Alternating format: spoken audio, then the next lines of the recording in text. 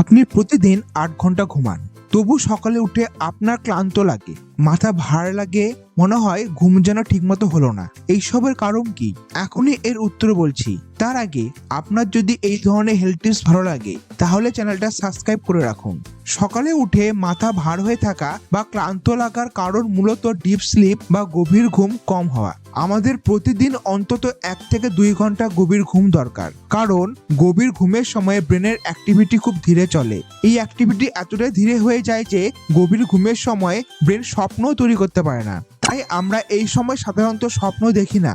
এই সময় ব্রেন রেস্টে থাকে, আর এই রেস্টেই ব্রেন নিজেকে পরিষ্কার করে আর পরের দিনের জন্য এনার্জি তৈরি হয়। তাই ডিপ স্লিপ কম হলে সকালে ক্লান্ত লাগে, সারাদিন ঘুম ঘুম ভাব থাকে আর রোগে পড়ার ঝুঁকিও বাড়ে। তাই ঘুম কম হলেও ডিপ স্লিপ ঠিক থাকলে শরীর ভালো থাকে। আর ডিপ স্লিপ বাড়াতে চাইলে রাত 11টার আগে ঘুমান।